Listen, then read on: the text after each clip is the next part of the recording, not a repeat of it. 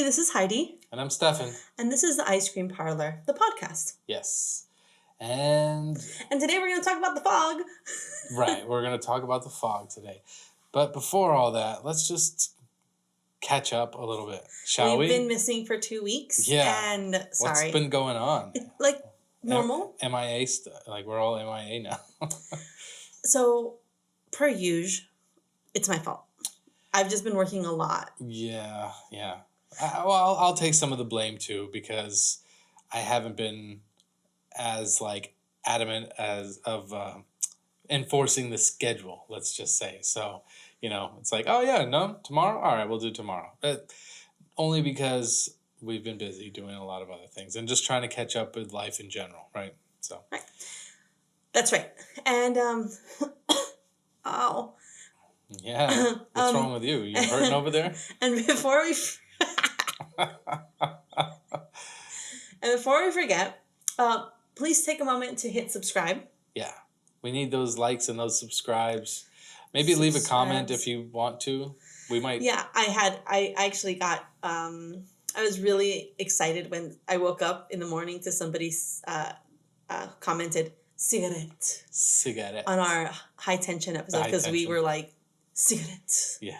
And that person was like, well, that's how I'm going to wake up every day. I don't smoke cigarettes, but I'm going to be like, cigarettes. And I'm like, oh, that makes my heart good. Yeah. And then also, if you're listening to us on Apple Podcast, please subscribe and give us a rating. That helps us out a lot in regards to sponsors. And really, we don't have sponsors, mostly because I just haven't done it. But please continue rating, because that really does give us a boost. Yeah, absolutely. And we like to see some of the feedback. Yeah, it's been pretty fun. Yeah. So what else is new? I know you've been, you look like you're hurting over there when you cough, because you've been hitting the gym, huh? I have. Yeah, that's good. Starting your, keeping up with your New Year's resolution, I see. It was not a New Year's resolution. My amazing job pays for my gym membership. And I'm like, well, if they're paying for it, I got to do it. Right. That makes sense. Take advantage of the benefits you're getting from that cool-ass job. Yeah. So it's a pretty cool gym. I really dig it. It's really expensive. It's like bougie. Ooh. But it's worth it if you start going to the classes, because they offer all kinds of classes. I did my first class tonight before coming here. And that's why it kind of hurts to cough. That's why you're all sore. I did like a diet CrossFit class today. CrossFit? Yeah. It packed everything into 45-minute session. And usually when I go to the gym, I'll do some cardio, and I'll do that for about an hour, because I'll do 4 miles. And then after that, I'll hit the weights a little bit. So, and then after that, hit a steam and then go take a shower. So my whole thing is maybe 2 hours. But this was 45 minutes, and it kicked my ass. Yeah, it sounds like you got a whole routine, Yeah. I guess that's what everybody does when they go to the gym. I don't know. I haven't been in a long time. I should be. Well, so the thing is, I also really enjoy rock climbing, and I haven't gone in a while. Ever since my friend, let's call him Daniel Lampostri. Ever since he moved away, I haven't had a climbing buddy. Uh-oh. So I haven't gone. But I also feel like I'm not strong enough anymore to climb. So I'm like, I got to just get a little bit stronger, and then I can go back. I have some climbing shoes I need to break in. Yeah, that's right. I remember you got those as a Secret Santa gift or something, you said, right? Yeah. Yeah, it was pretty cool. But yeah, that's been new, and it just feels so good. I mean, you remember when you and I first met, I was so cute because I used to go to the gym 4 days a week. Yeah, for some reason you stopped going and then got, I don't know. Oh, I know there was complications or something. There were complications with, Right, trainers and inappropriate stuff. I get it. It's unfortunate. I get it, though. Yeah, I can be inappropriate. Yeah. That's not what happened. But it does feel good to be back into the swing of things. I feel better. I went to the doctor recently, and they're like, you got a lot going on with you. Let's get you better. And I was like, well, I'm already hitting the gym. So the only thing is that when I go to the doctor, they're always like, oh, let's test you for diabetes. And I'm like, bro, we go through this every time I come here. I'm not diabetic. I'm just well insulated. California winters are harsh. Okay. But I'm not diabetic. Well, that's good. I have high blood pressure. And I changed my medication though. Because my old medication, I stopped taking like 8 months ago, and I only really took it when it got really bad, which is not how the medication works. But that one always put me to sleep. And because of my PTSD issues, don't want to be taking any medication that's going to leave me vulnerable. Yeah, that makes sense. Yeah, so he changed the medication. It's been working well so far. Good. I like that my doctor looks like Big Pussy Bompancero. Bompancero from The Sopranos. That's my new doctor. That's funny. Does he have the accent? He has an accent. I can't place where he's from. No. But he looks like or he looks like Joey Diaz more than... He looks like a very friendly Joey Diaz. Yeah. You know, like if Joey Diaz didn't have this like permanent scowl. And didn't call everybody cocksucker. Yeah. What's my favorite Joey Diaz saying? It's blue cheese or go fuck your mother. I say that every time we order wings. Yeah. That's interesting. Well, I'm glad to hear that you're at least doing better and you feel better and you're taking care of yourself because, that's important. So yeah. What about with you? What's going on with you? I don't know. I don't really, I'm so busy with day-to-day stuff that I don't know, like really there hasn't been a lot going on, but I feel like that every day I'm busy doing something. So I guess that's good. We obviously we watched The Fog for this episode of the podcast, if you haven't figured it out already.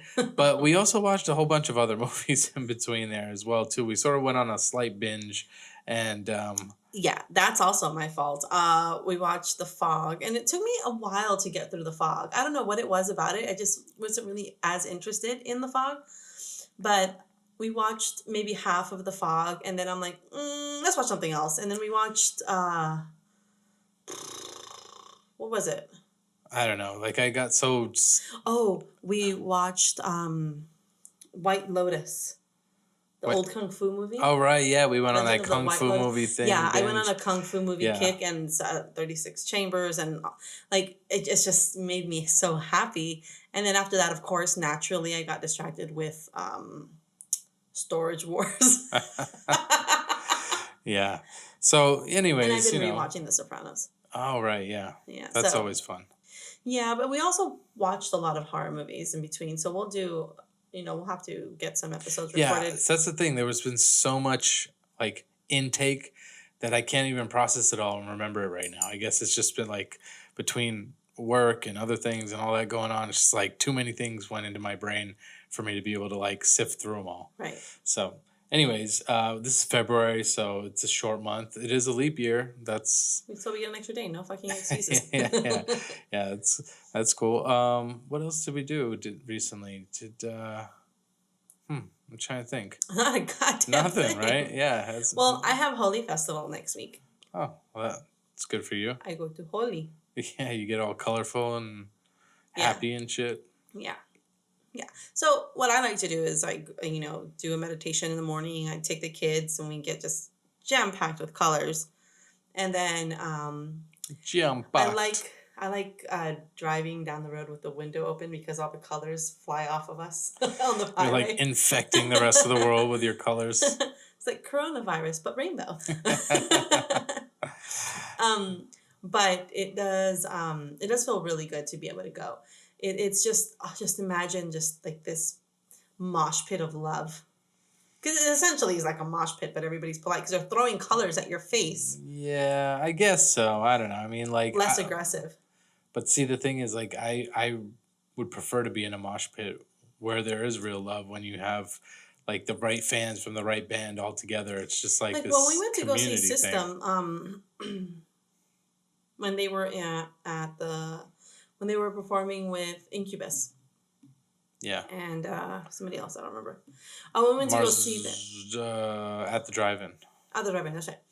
And when we went to go see them, like, it was the first time I ever saw you in the pit.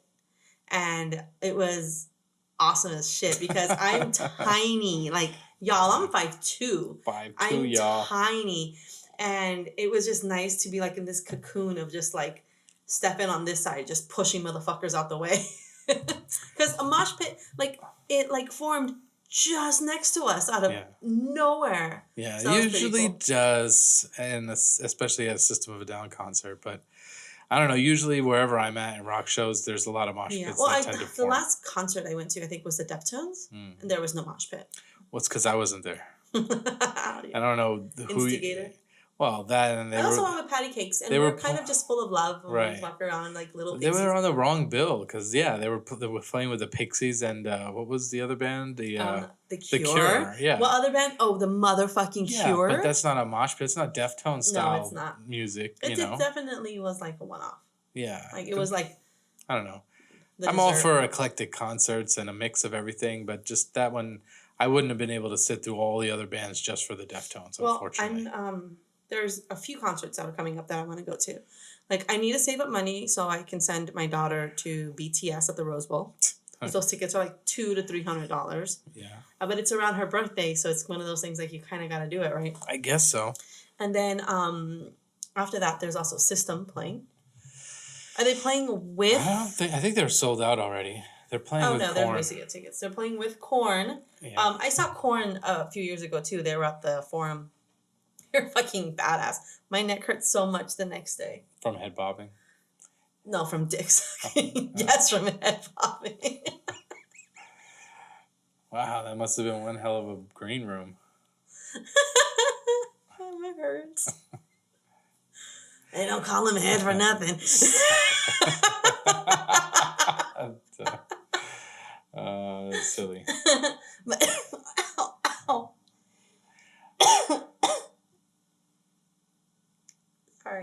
All right, you okay over there? Yeah, I just need to like let one cough out so I can clear my throat, but then my abs hurt, and so I have to hold them in, like my guts are spilling out. If I don't know. Well, let's maybe get into this episode so that way you don't suffer through all the. Right, can we take a quick break so I can go cough? Yeah, we're gonna take a quick break. So, anyways, just real quick before we do take a break, we are watching The Fog, 1980 John Carpenter movie. I've never seen it. You hadn't seen it before, right? I hadn't seen it before, no. So this is the first time for both of us, and Well, I saw it half a time before. Like it took me. I saw it for like half. Like I went half through, then I got distracted with Kung Fu, and then I had to go back and rewatch it, and then I finished watching it. So, but it was. I have thoughts and have feelings. So many feelings. Yeah. So let's take a quick break. I'm gonna go cough, and then things should be golden. All right. Cool. We'll be right back.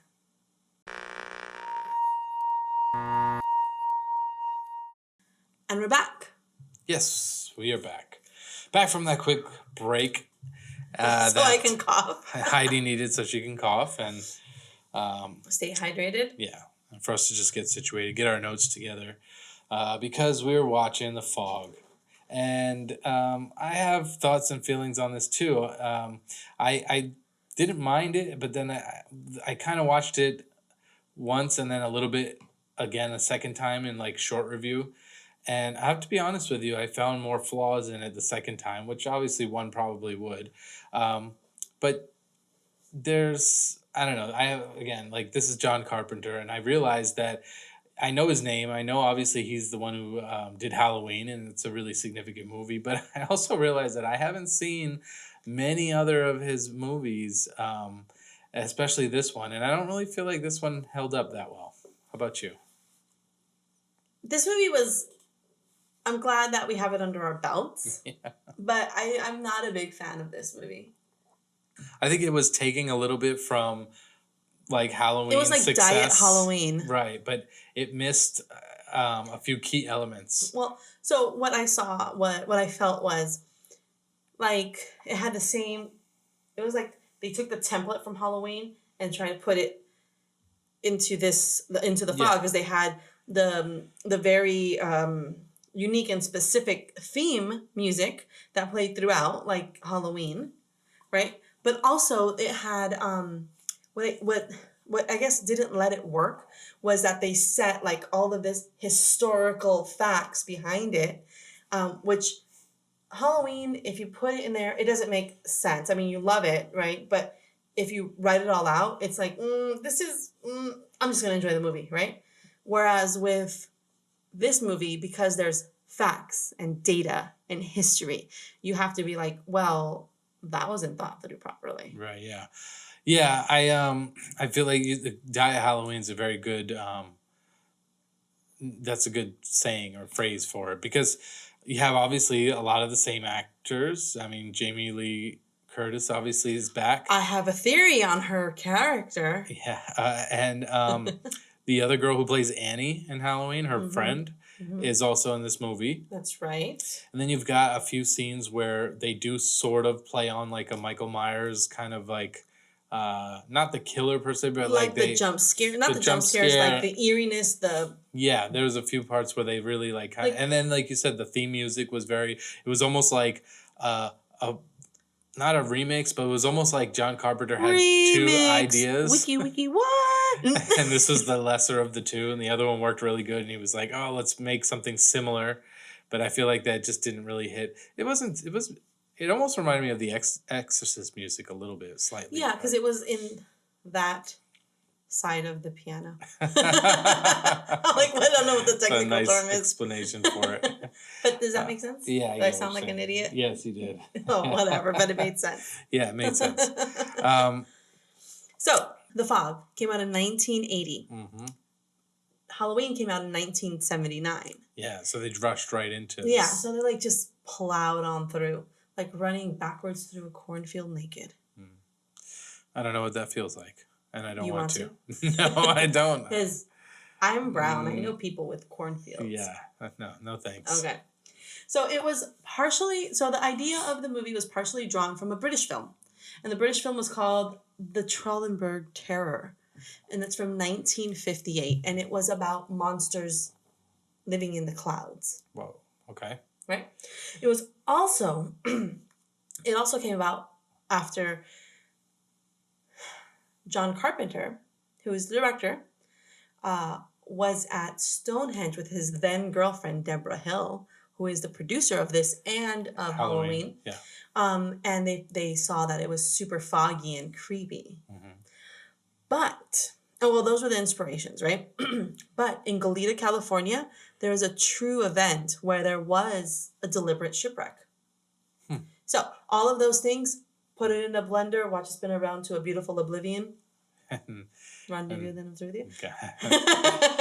And then that's The Fog. Yeah, gotcha. And didn't Stephen King have something called The Mist too? Like when? I mean, that must have came out later. I think there's The Mist. Yeah. But I never seen that. But I hear a lot more positive things about The Mist. Yeah. Yeah.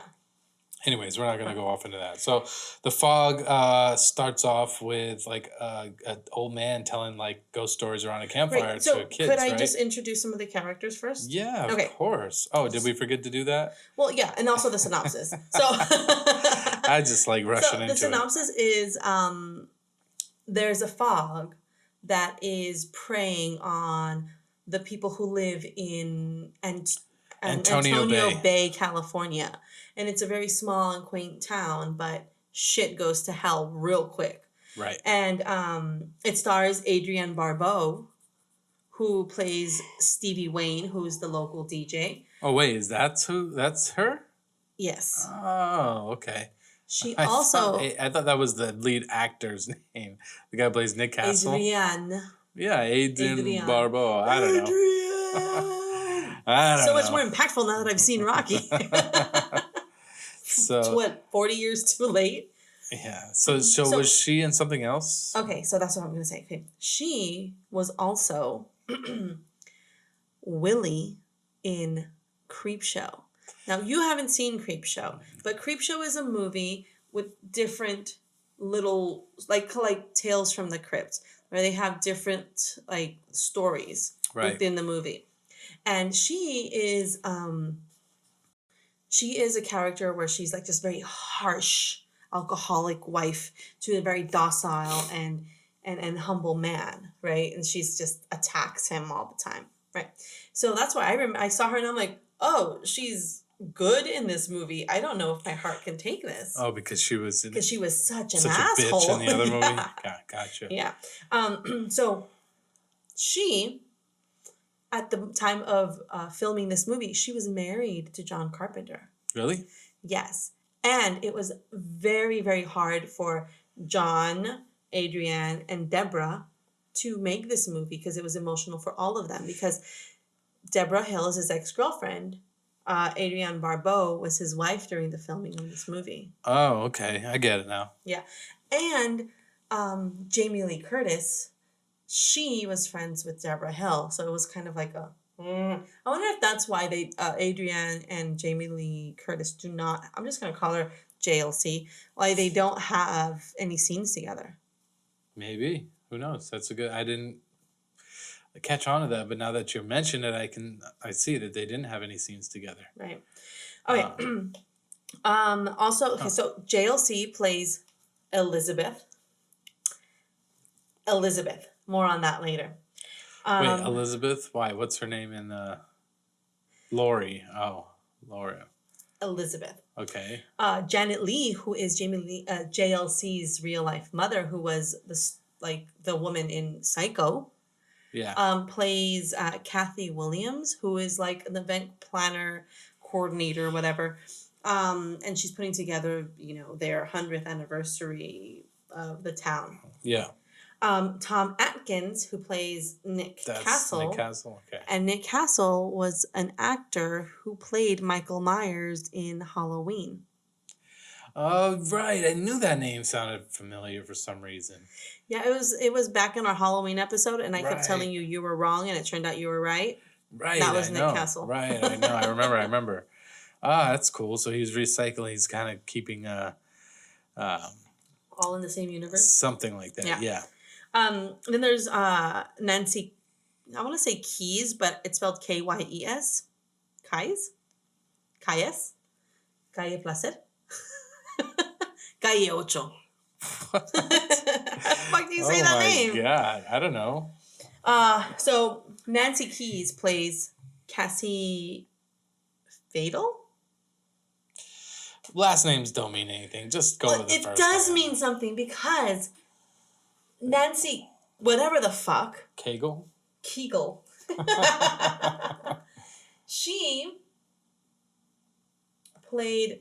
used to act under the name Nancy Loomis. Right, and Nancy Loomis is... Dr. Loomis. Samuel Loomis from Halloween. Okay. And then later on, Billy Loomis. Oh, right, Billy. Billy Loomis is the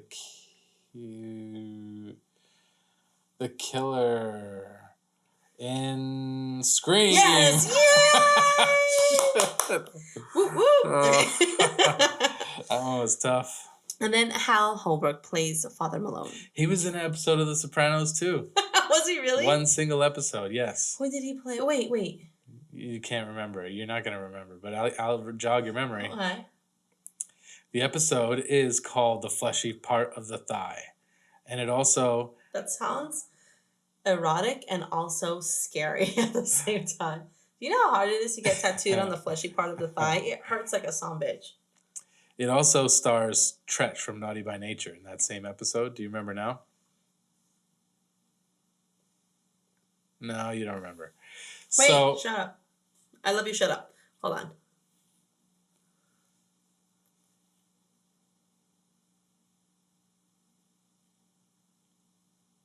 No. He looks so disappointed. I don't remember.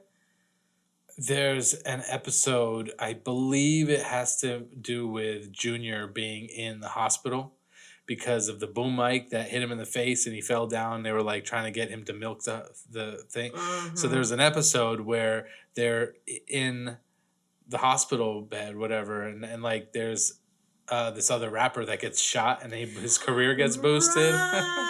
Yeah. And he was, and this guy, Hal Holbrook, shared the room with Junior. And then they were watching the fight on TV later. That's right. Yep, there you go. Oh, that's awesome. Oh.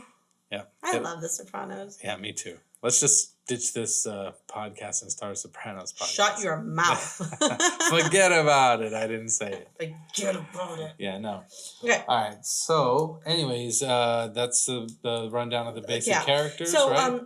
And so The Fog was not John Carpenter's favorite movie. In fact, he wasn't mine either. Sorry, John. Why he decided to make the 2000 why he agreed to the 2005 remake. But that's a horrible decision too. And just butcher something that was already bad. They can't make it better.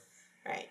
First of all, it's got this weird little Final Destination like connection now, because it's like anything that doesn't have an actual bad guy, and it's like, oh, it's the fog. Like we're gonna get into it's it. Heart disease. We're gonna get into it, but it's like there are, these creatures you sort of see slightly in the fog that are the killers, but like there's that one scene where the water, and like it just seems like Final Destination should, like, oh, the electricity's gonna start a fire because the water's going. He went down into the pool too much, and his asshole came out of the tubes. Should have stayed behind those logs. I don't know. I don't know. Maybe if I'm mixing together a couple Final Destinations. Yeah. No, I don't know. All right. So, anyways, movie starts off like this. So the movie starts like this. I tried to steal your line. I don't care. It's not my line. There is campfire. There is there's text on the screen. What's that called? Oh, it's an Edgar Allan Poe quote. Yeah, it is, and it goes like this. Is all that we see or seem but a dream within a dream? And that's Poe, 1849. And it's a poem. If you read it, it's actually really tragic and deep. It's just a poem about how life is. The more you try to grasp it, the more it falls between your fingers. It's like it only is as real as you make it seem. And even then, it's not solidified, is what I understood from it. Right. I could be wrong. I was an English major, but still. You think that when Edgar Allan Poe was writing these... He was drunk off his ass? Yes, absolutely. Do you think he was like, I'm a poem with this one? No. Edgar Allan poem. No, I don't know. I just, maybe. Listen here, fucker. You take this seriously or you get out. All right. I'm a poem up with this one. This one's a good one. I think you need to, hang up your comedy hat. I'm no comedian. I'm not either. Yeah. We're just stupid. All right. Okay. So, yes, it starts off with the Edgar Allan Poe quote. Then it opens up with an old man telling ghost stories at a campfire to these young boys. It's not as pedophilic as you think. Especially because it's back in the 80s. So it's a story. So he's telling you the campfire story. It's a ghost story about and there's kids from the town, from Antonio Bay. Antonio Bay is a very small, quaint town, and it's a coastal community. And for those of you who aren't familiar with coastal communities, it is super fucking chill. Our studio is in a coastal community, and my old job was in a coastal community, and really I'd show up to work in pajamas and flip-flops. It's super chill. Anyway, that's all I have to say about coastal communities. Okay. Nice setup. You show up to your coastal community job and I work in a music store. I'm supposed to be able to show up in whatever I want. But right. Yeah, so we're getting this campfire story, which basically it's the last one of the night, and he says, I got 5 minutes left. I'm going to tell you a ghost story. 5 minutes before midnight. Yeah. And it is April 21st. And it's talking about the following. There was a leper colony, I guess on an island off the shore. Sure. And there was a guy named Blake who was rich, but also was a leper. And he wanted to move the colony to the mainland. And and in doing so, he negotiated with local priest and brought everybody over onto a boat. However, that night there was dense fog. Right. And during that foggy night, the boat, looking for light, saw that there was a light along the way, and it looked like a lighthouse, but really it was just a campfire. And by the time they realized it, it was too late. And the ship wrecked, and everybody on board was killed. Right. And the story goes that so on that night at midnight, at that witching hour, those dead souls are going to come back and seek revenge. Mm-hmm. Yeah, it's basically the setup of the movie. So he tells this nice story in 5 minutes, and then the clock strikes midnight. Right? And then I think we get into a scene with Stevie Nicks now, right? Stevie McQueen. What's her name? Her name is Stevie Wayne. Stevie Wayne. Right. No, actually, what we do is we meet Father Malone. Okay. And a cameo from... Oh, right. John Carpenter himself. Yeah. And he was not happy with his cameo. He thought it was stupid. Oh. And after that, he stopped having cameos in his movies because he did not like... Yeah. Well, I thought it was pretty stupid, too. Yeah. The cameo was exactly this. He was a guy who worked at the... He's a guy that worked at the church as a volunteer. And he goes into Father Malone, who's sitting there just drinking, much like Stefan does.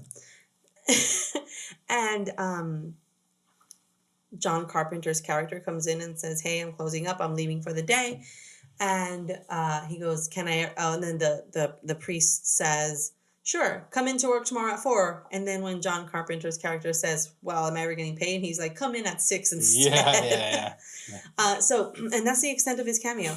But as he leaves, Father Malone is sitting there drinking, and out from the wall, like there's like stone wall. Right. One of the stones falls out. Yeah. And it it's like a radio or something that plays, but I don't know if that was just the radio fell. Right. Yeah. Right. But the stone falls out of the wall, and it exposes the treasure that's hiding in there. And the treasure is the diary or journal of Father Malone, his great-grandfather from 100 years ago. Right.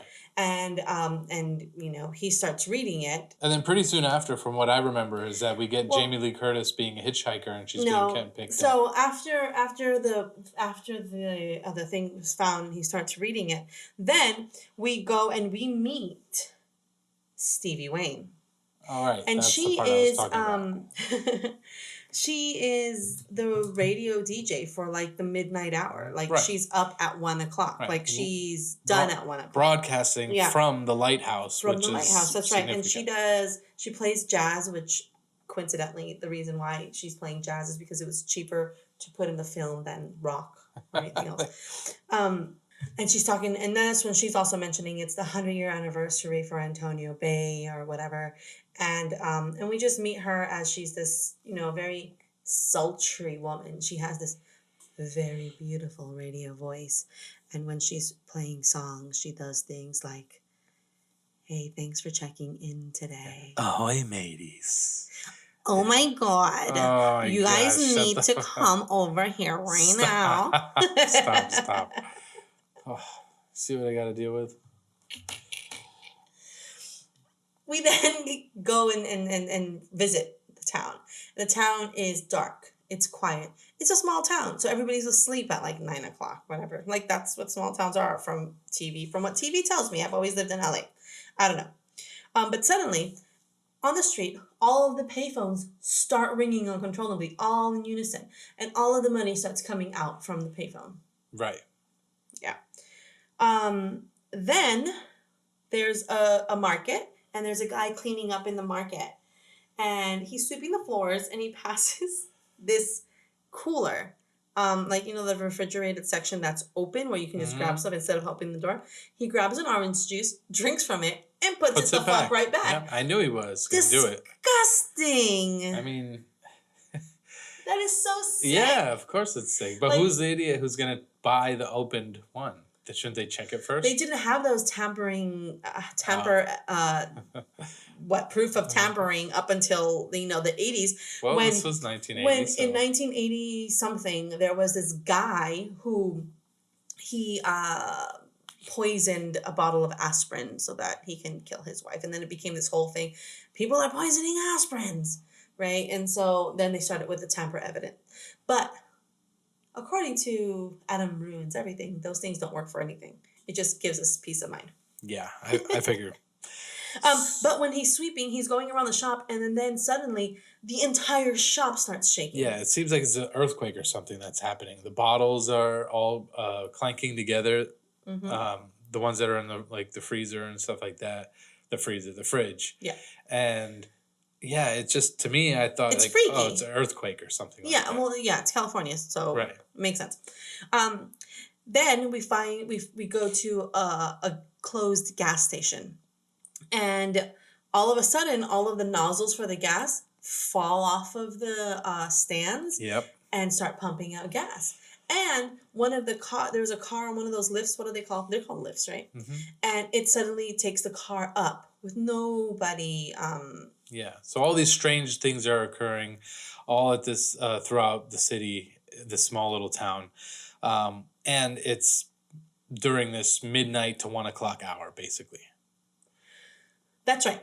Then all of the cars along the street with alarms, the alarm starts going off. Yeah. And we meet the Annie from Halloween. Yeah. So her name is Sandy in this movie. Whatever. Sandy, Annie, whatever. Sandy, she gets woken up from her car going off, and so she goes and she clicks it, and then she notices that, and this is never explained later on in the movie, but she goes and she looks around her room, just a quick glance, and one of the armchairs in her room just moves on its own. Right, yeah. And that's never explained. They never explained that. And I was kind of like, because see, that almost gave me a little bit of hope. Like, I was like, oh, it's kind of like Poltergeist or something else where there's going to be, some evil spirits that are going to really freak you out. But it didn't go anywhere, and they didn't explain that. And I feel like they're, again, later on, we're going to find out that they're these actual, dead sailors or whatever, but they have limitations. Like, they can't open the door, they're really slow moving and all that. So all of a sudden, what has the power and control to move this chair so quickly? And she doesn't get freaked out. She's like, oh, I dealt with Michael Myers before. I can deal with this. So we're saying she survived? Yeah. Did she survive? Because she did not survive. She got killed the fuck up in Halloween. That's right. She got stabbed. Yeah. And not in a good way. She was stabbed in that car. You think he was going to leave her, before she reaches climax? No.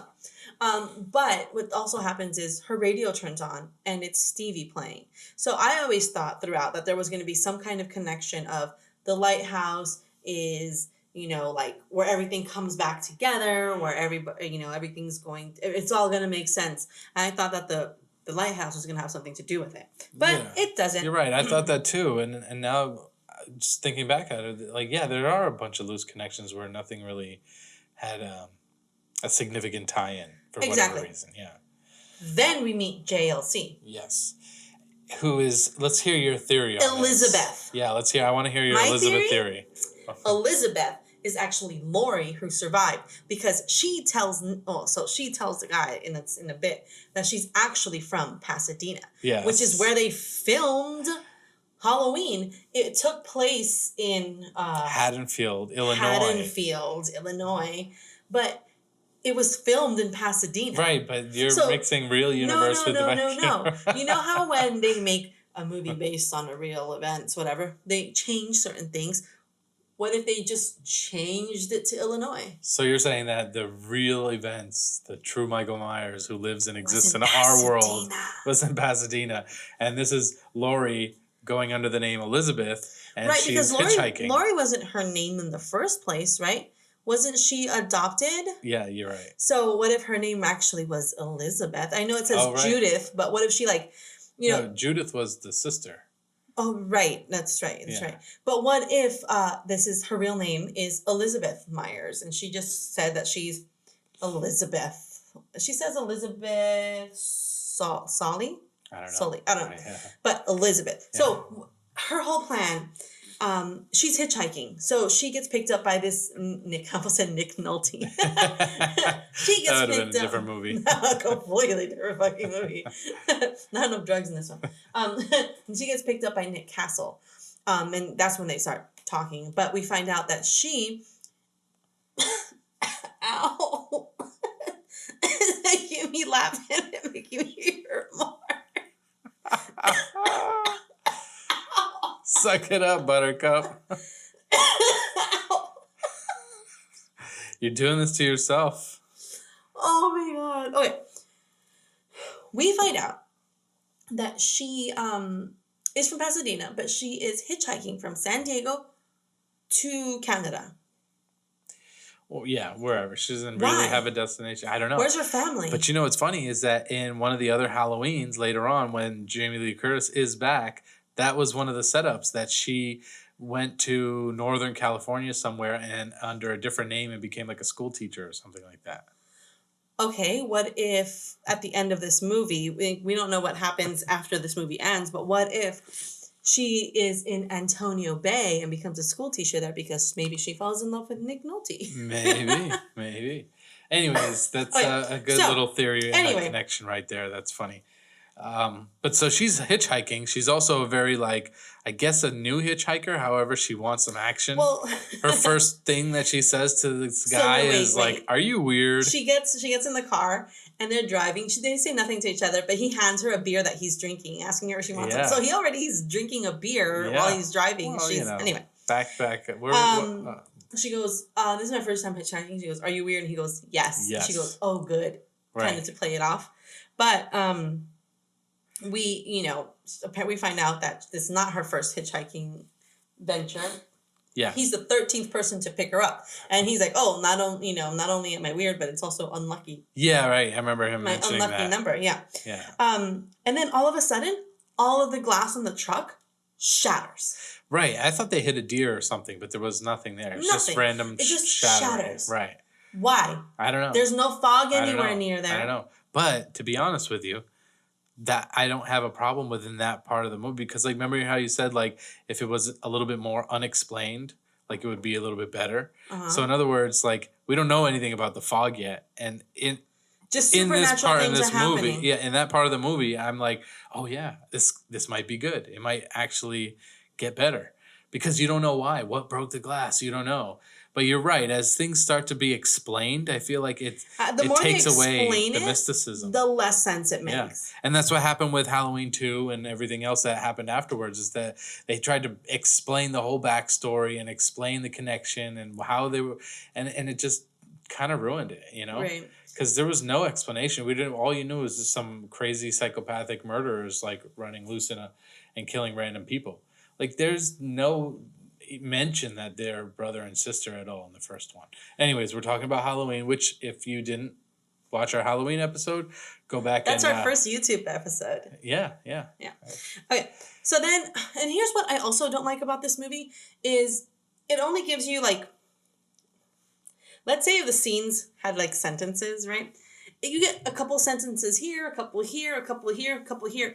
And then at your mind, you have to like put it all together to make one conversation because it's like, okay, and then the glass shatters. And then suddenly we're back at the lighthouse with Stevie and she's talking to the meteorologist and he's like, "Hey, there's fog coming in." Yeah. And then Stevie is broadcasting, "Hey guys, out on the bay in the water, fog's coming in." Yeah. I think I agree with you mostly. And then part of me is like, well, I don't know if I like. It is a little scattered and unsettling. I'm all for that. That is the premise of horror. Yeah. However, it's just scattered. I didn't think it was as scattered, but I don't disagree with you that it is a little bit scattered. But I don't know if it was like too scattered.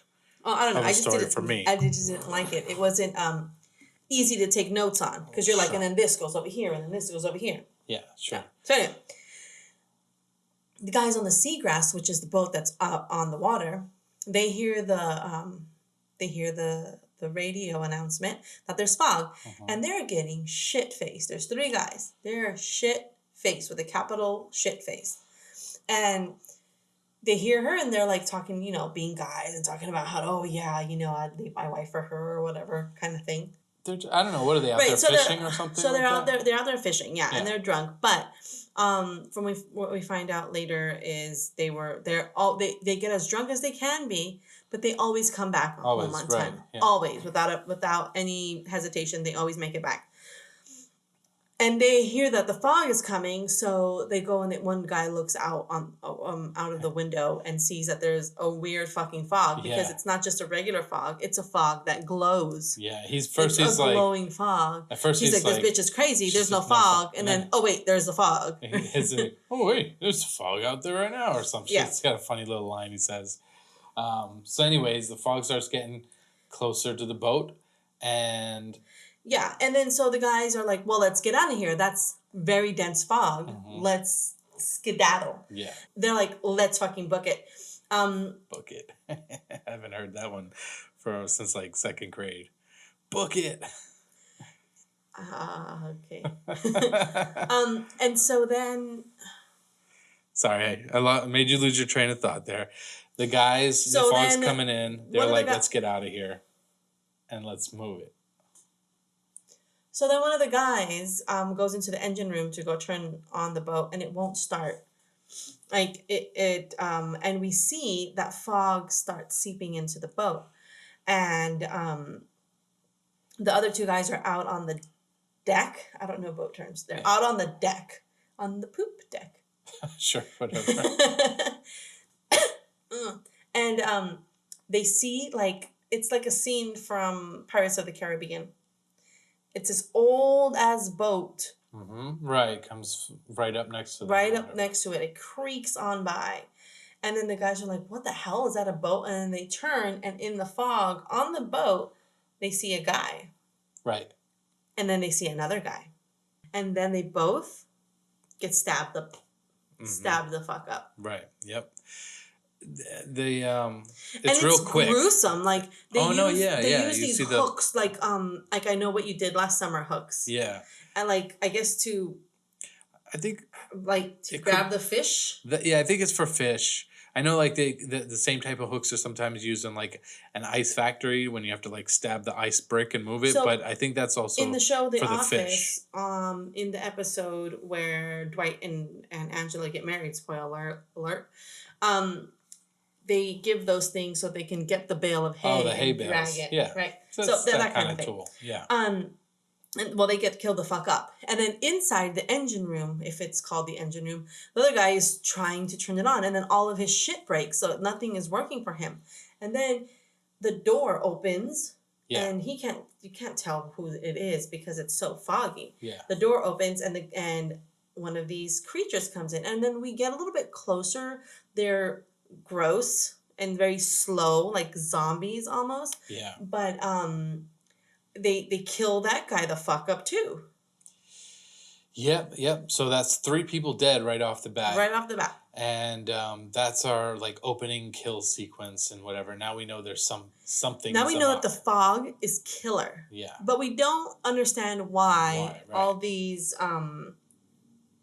paranormal things are happening in town when the fog is still out in the water. Right. Yeah, exactly. That's and seems to, again, later on too, you'll notice that the fog seems to have some power over certain things, like when it can when it shuts off the power in the whole city, it's because it goes to the electrical plant. Well, that's what it does. It frits out. I don't know if that's a word. I didn't even understand the word you just said. Frits out? What the hell is that? He said frits out. Frits out? It's on the fritz? Is that what you're trying to say? Maybe. Hey, it's on the fritz. Come on. It frits out all of the electrical components on the boat. And that's why the boat won't turn on. Yeah. So And it frits out all of the... It frits out all of the stuff in town, but that's not the fog. That's something paranormal. That's what I'm saying. We don't understand. There's no connection to it yet. So those first 3 are done. There's obviously, people that are wondering where they are because the next day we've got people... Now it's the DJ again. Yeah, Stevie Wayne. And she is talking about how it's 12:43, and we find out that she's like from Chicago, and she just moved there. She's a mom. She came with her kid, and she lives in the lighthouse, or she broadcasts from the lighthouse. And then the caller calls her back, the weatherman, and says, "Hey, the fog's going the opposite direction." She's like, "You're an idiot. Fog doesn't go that way." Right. Yeah. So that we established the relationship between her and the weatherman. They just sort of have this He has little a chit crush chat on thing. her. But right, yeah, he has a crush on her. And she's like, "I can't be bothered." Right. Yeah. And we also somewhere in this, it might be right afterwards the next day, but we also find out that JLC and Nick Castle decided to just go ahead and get it on. Right. So what I wrote was so JLC and the driver are in bed. Yeah. Yeah. They're like, "Fuck it, you're weird, I'm weird too. Let's do this. How weird do you want to get?" Yeah. And he's like he's like going through her art book because she's an artist and she draws things. And that's when we find out her name's Elizabeth. His name is Nick. She's from Pasadena and making her way up north. But then there's a knock on their door. Yeah. And he's like, "What the fuck? Who's coming over here right now?" And she's and then it just seems eerie. And so she's like looking around like, "What the fuck? Who's coming in at this time?" Now I would be like, "Is that your wife, bitch? Because I just met you. You just literally picked me up." Yeah. I don't know. I guess so. Yeah. I mean, both of them are weird. They don't know who the hell it is. He's getting up to go check. And then somehow miraculously it becomes 1:00 right before he opens the door. So he goes up to go check. And because the person knocking, and we know that it's a guy with a hook in his hand. He doesn't know that. Sure. And he's going over, and as he's walking over to the door and he's about to unlock the door, that's when the clock strikes 1, and then the clock breaks. And so he's distracted. He's like, "What the fuck?" Yeah. And then the guy disappears. Yeah. And then he turns back and opens the door, and nobody's there. And he's like, "Oh, well, okay, whatever." Moving right along. And they just go about their business. And then so then it's 1:00, and it's the end of the witching hour. Yeah. It's also, I think, Stevie Wayne is ending out her broadcast. Right. And she's going to head home in a little bit. The fog is gone. It's retreating or whatever it's doing. The next morning, there's a little boy, and this is Stevie's son, and he is like walking along the beach. He sees something shiny in the back in the rocks, and he thinks it's a gold coin. He gets there, and it's actually this old piece of wood, right? That says like a driftwood or something. Yeah, like and it says Dane on it. And what I failed to mention was that the Elizabeth Dane was the name of the boat that was shipwrecked. Right. Oh, the original one from 100 years ago. Yeah. Right. Then that's when we first hear the theme music. The Halloween Exorcist music. Yeah, that's right. And then what it did was, instead of adding to the movie, for me it was like distracting. It was like, oh, this is like Halloween. Yeah, it didn't and that's work. The first time I said it. Like, this is like Halloween. This is weird. Yeah. So then the little boy takes it over to his mother, who is Stevie, and she's just getting up in the morning. She's just getting up in the morning because she works until 1 a.m. Yeah. And he says, this was a gold coin, and then it turned into this thing, and he takes him to bed, and she's a single mom, so that's just shit that happens. Right. And she's not even really trying to be bothered by it right now because, again, she's tired. She's just waking up. They have some sort of a nanny of some sort. So Mrs. I forgot her name. Mrs. Clydesdale or something like that. Mrs. Corbett. Yeah. But I don't think she is there yet. I don't know. No. Yeah. And then we go back to Nick. Gotcha, yeah. Who's with JLC. And he is worried about the crew of the Seagrass, which is the boat from yesterday. And that's when we find out that they're usually really reliable. They're drunks, but they get the work done. And they hadn't checked in yet. Yeah. This is where they want to get another person to take them out on a boat to go search for them, right? Right. Yeah. Right. So they're going on their little search and rescue mission for the boat people. At the same point in time, we've got the boy discovering this driftwood, and Stevie is obviously the lighthouse radio DJ who's sort of like the eye in the sky for this whole little town. Yeah. So also, JLC and Nick, they're like, we're going to go look for them ourselves, right? And they head out. Yes, they head out on the boat. And then we meet JLC's mom, who is Kathy Williams, played by JLC's real mom, Janet Leigh. Right, but she's not the character's mom. No, sorry. Right. I made Yeah. Her real mom, real life, the lady who was in like, Psycho. She's like either the mayor or an event planner. She's somebody up in the bureaucratic system there because she's planning this 100th year anniversary party, and later on during the party, she's the one who's speaking. So, she's something there, and her assistant is Sandy. Yes, the Annie girl from Halloween. Yeah. Then they're planning the party, they're planning the event, and then they get in the car and they start driving to the church. Yeah. And when they get to the church, they meet up with Father Malone. Malone, right, yeah. Francis. Maybe his first name is Francis Malone, I don't know. Sure.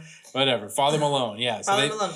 They meet up with Father Malone. They go into the church looking for him, and he does this, like, crazy pop out of nowhere. He does a crazy Michael Myers when he's behind Jamie Lee Curtis in Halloween.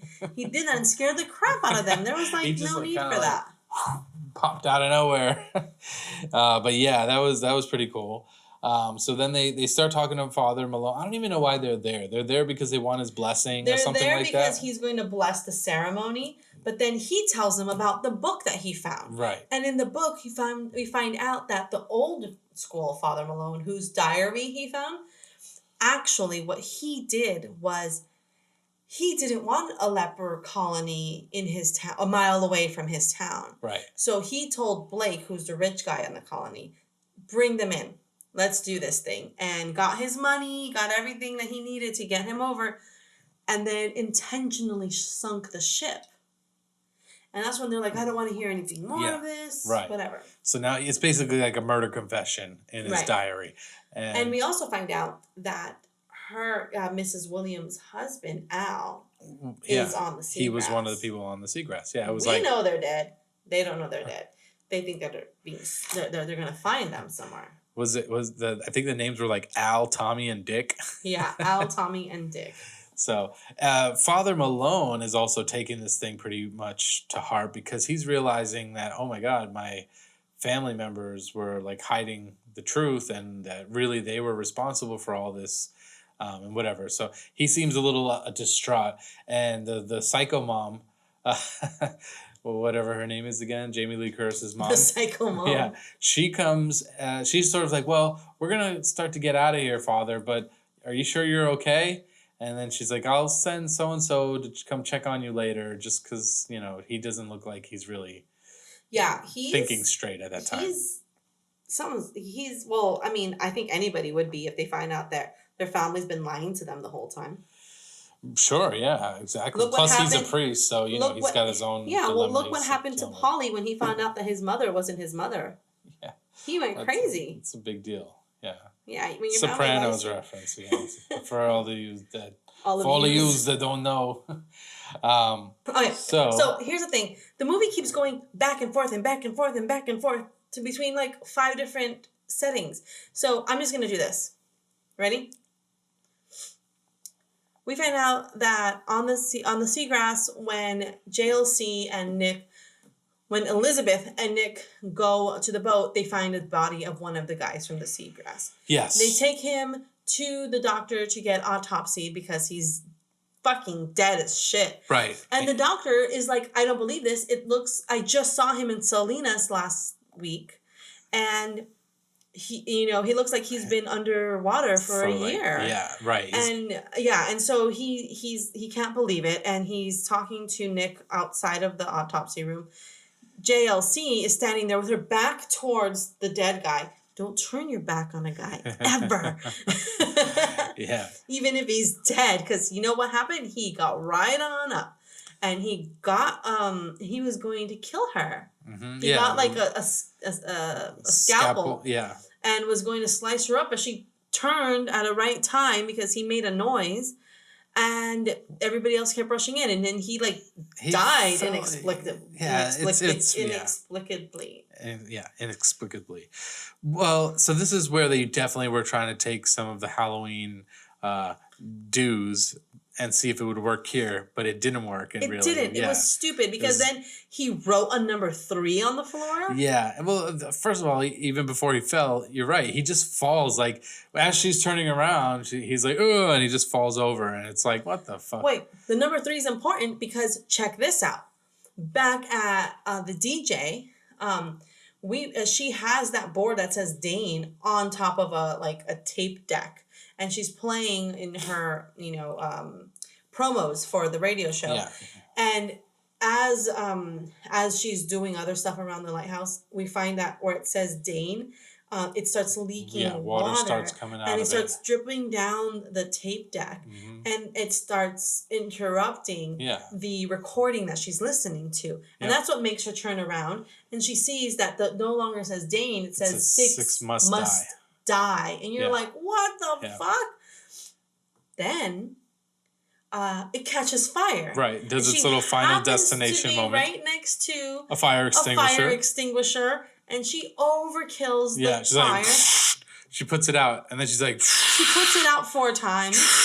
Like, it's out already. Fucking stop. Yeah, but yes. Whoa. Oh my gosh. You're like hurting and laughing at the same time. Because it hurts is making me laugh some more. Yeah. So, it's stupid, but whatever. If you lose yourself into the movie, you're like, oh my God, right? I don't know. I didn't get there. Yeah, this is where, okay, again, the Halloween scene it was lackluster.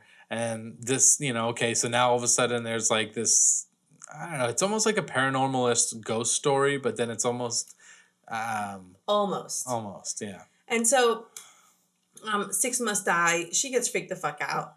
She calls her son and says, promise me you won't go out of the house. And he's like, Mom, does the kid thing. Whatever. Not important. Anyway, she told him, he promised not, she wouldn't. Right. He doesn't even leave anyway, so that's still not even important. It's not like the kid disobeys. It does sound like he wasn't allowed to go to the event. Mm-hmm, sure. Or where the whole town was, and the town was like 40 people. Yeah. So she tells him to stay home. The nanny's there watching him. She even comes and asks and says, like, hey, what did your mom say? Oh, nothing. She didn't say nothing. All right, fine. Mm-hmm. And so then they move on.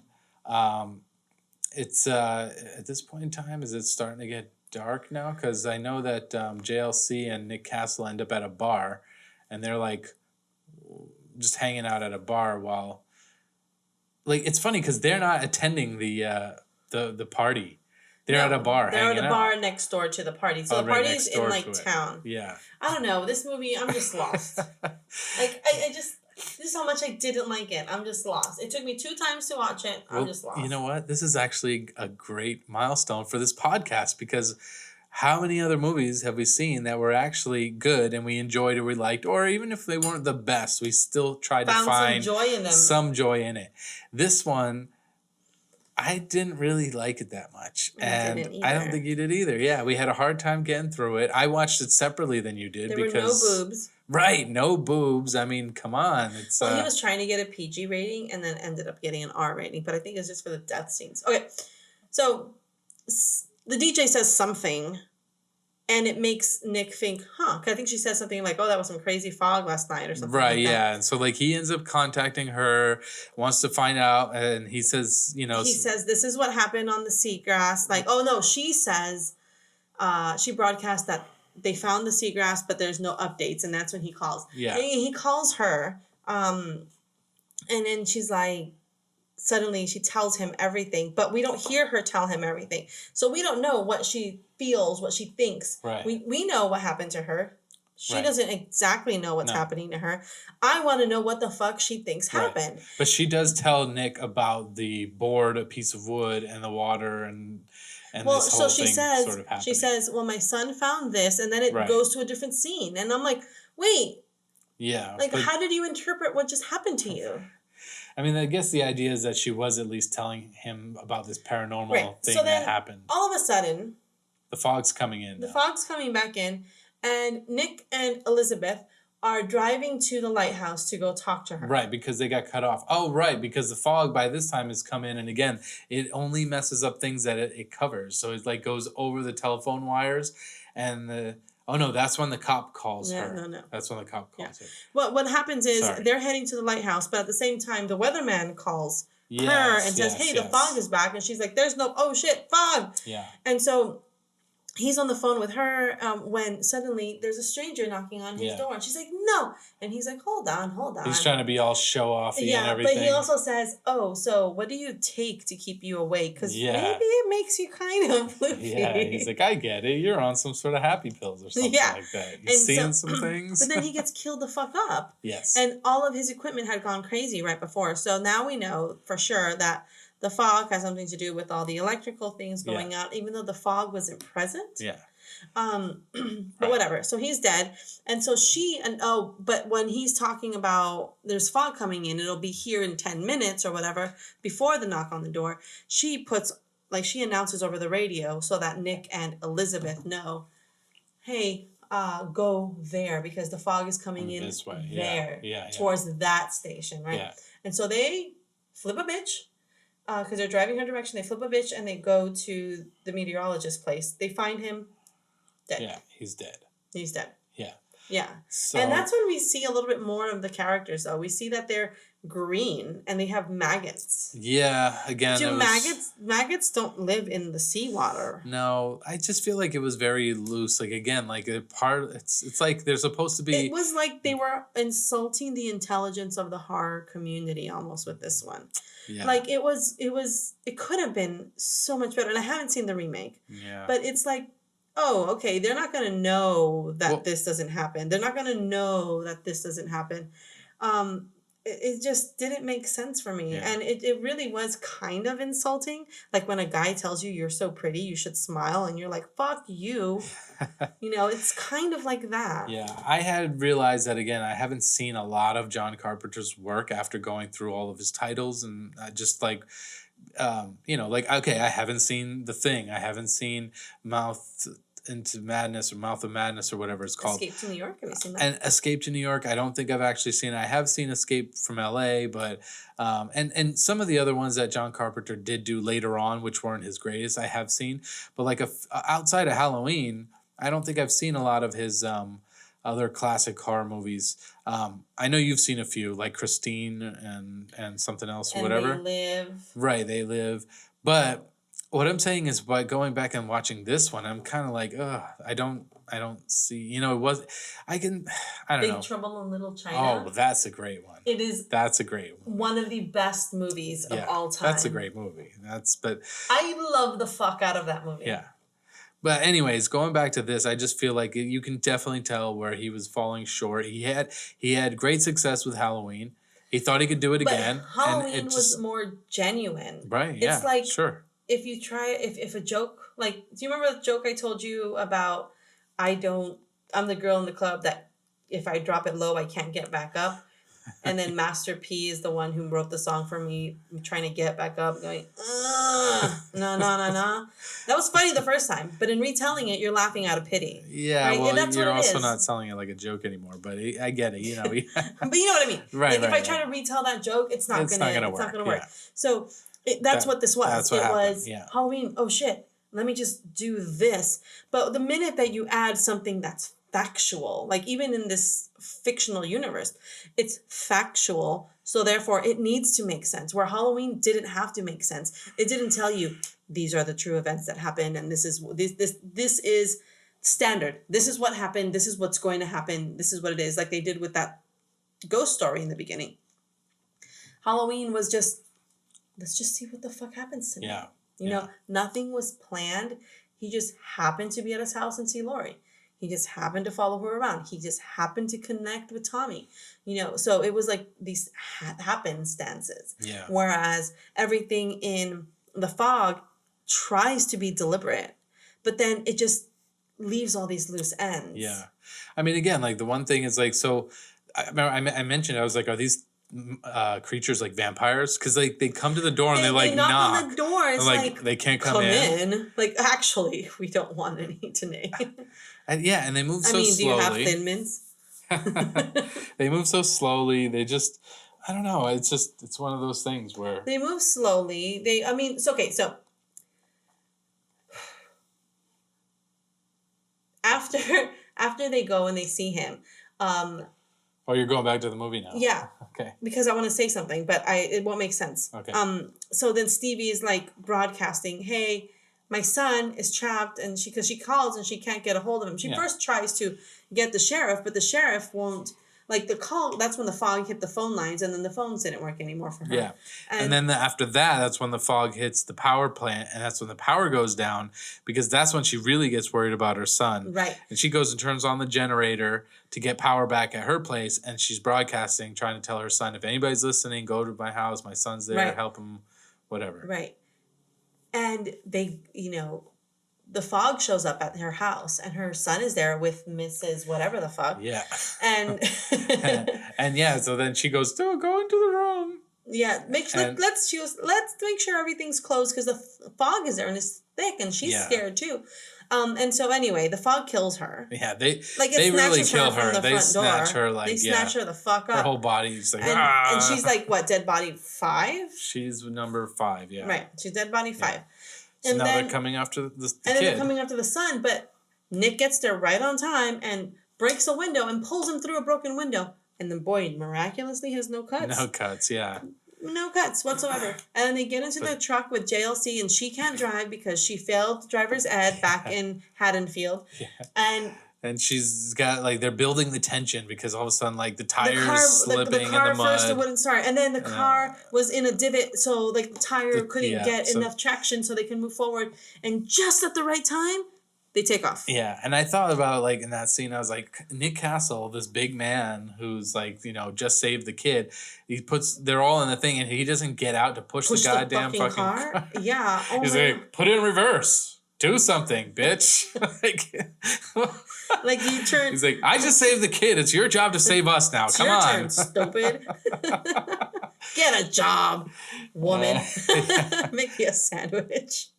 But yeah, and so like they get in reverse. Luckily, at the last second, they speed off, going backwards, and they get out of there. Here's where I'm having issue again.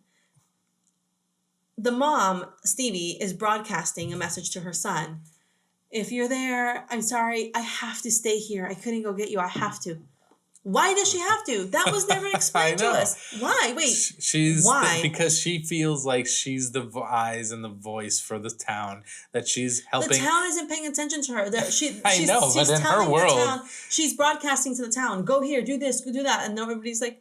But like even in town, there's a candlelight vigil at the statue of whatever the fuck, and because that didn't make sense to me either, because I got lost in it because this movie was stupid.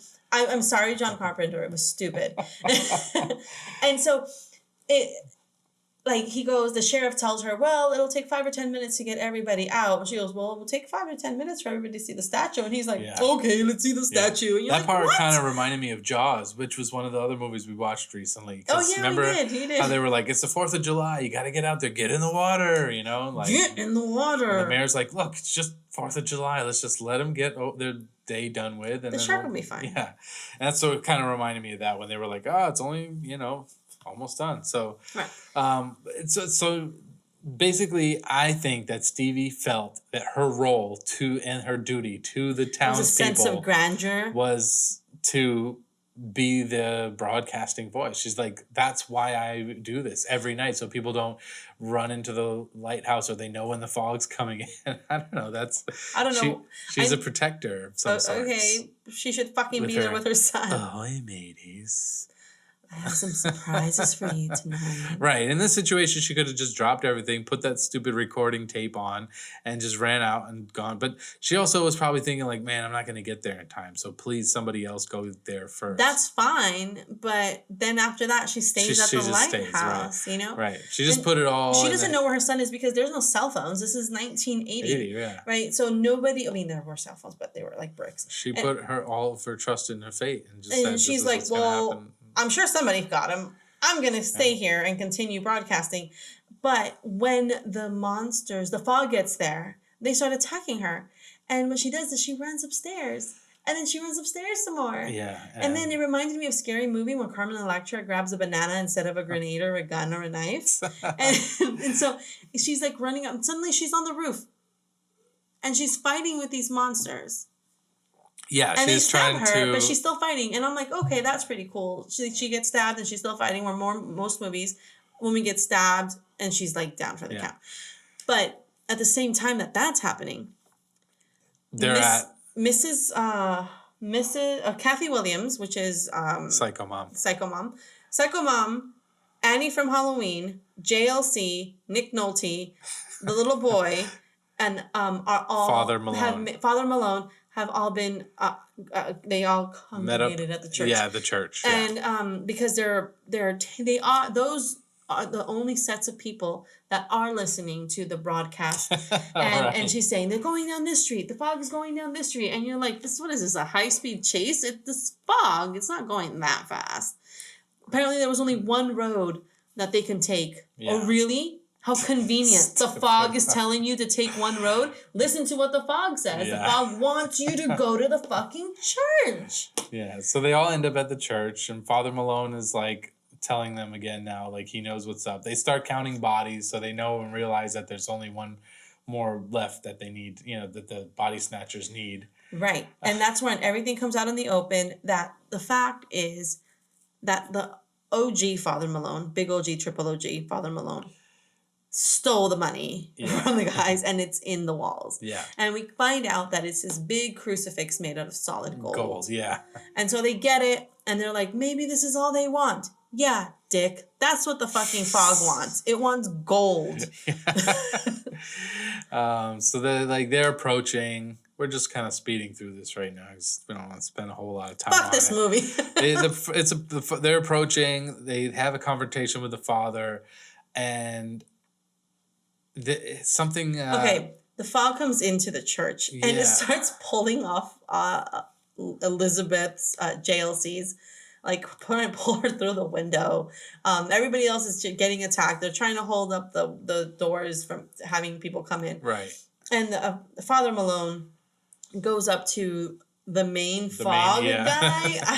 With the big golden cross. He goes, take it. And then he's holding the crucifix out to him. The fog guy touches it and grabs it or whatever. Yeah. Grabs it. And then his hands start burning from the crucifix. Right. 1, what? I don't know. 2, and 3, the fuck? Right. I think they are vampires. They're juicy vampires because they're from the water. And it just didn't make any sense. And then that's when Nick Nolte comes out and he pulls him off of the crucifix. And the guy holding it, the boss guy, the Tony Soprano of the fog. Okay. last Soprano reference for the night. Is holding onto it, and he's sizzling, and then he explodes. Yeah, right. I don't know. And then did that have to do with the timing? Was it because it was almost 1 o'clock, or was it had to do with the gold? Like, who the fuck what knows? the fuck did it have to do with? Who knows? I don't know. Don't know. I don't know what happened. Don't care either right now at this point. And so suddenly the monsters are away from Stevie, but she's still on the roof stabbed. And then the monsters are away from everybody else. I think it did have to do with 1 o'clock. I think that the hour struck 1, and I think also that the main one died. And usually when you kill the main one, the other ones back off or whatever. So he's like the King Koopa. I don't know, but so anyways, they think, oh, we succeeded. It's over. Like in Dracula, but not like this Dracula, like some convoluted version of Dracula I saw once, where Once Bitten? Was it Once Bitten? Anyway, you kill the main vampire, and then every vampire that vampire has vampired also dies. I do remember hearing about that theory somewhere, and I don't remember where, but sure. I think it was Vampire Hunter D for me. But I wonder if it was Once Bitten with Jim Carrey. No, I think it's from Vampire Hunter D, which is a Japanese anime from back in the days. I've never seen that, though. Yeah, you should check it out. If you like anime and vampires. I do not like anime. Or actually, does Avatar: The Last Airbender count as anime? Because it's one of like the best things ever made. I don't know about that. Okay. Anyways, so yeah, we're at the end of the fog, and then basically the world is saved. It's all saved except they do the one little thing where because they only killed 5. Right, and so the whole time Father Malone's like, I wish I could have been the 6th guy, and spoiler alert, he fucking come back and they kill him, and then they end with this whole like, cliffhanger ending almost. Like, what do you want us to expect, that you're going to make a part 2 to this? Please don't. Please don't, yeah. So, let's see. The Fog, was it worth our time?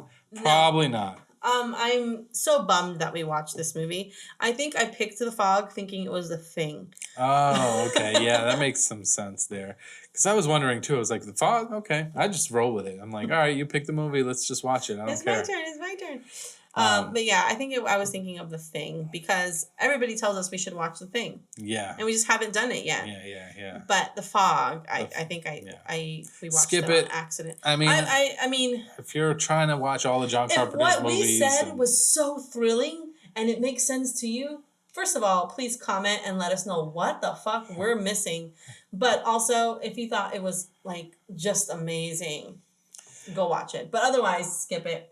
Yeah. If you were a kid in the 80s and you watched it, I can see where you'd have a slight attachment. If you were, it's sort of like, what's those kids' ghost stories that they had? Scary stories?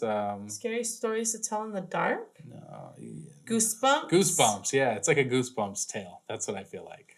It is worse than a Goosebumps tale because Goosebumps were good. If you read the books growing up, as they were coming out, like, Goosebumps stories were great. Yeah. Like, I wasn't allowed to watch TV, which is probably why I watch so much TV today. But I wasn't allowed to watch, like, my brother and I, we were allowed to watch 1 hour of TV on weekends. Yeah.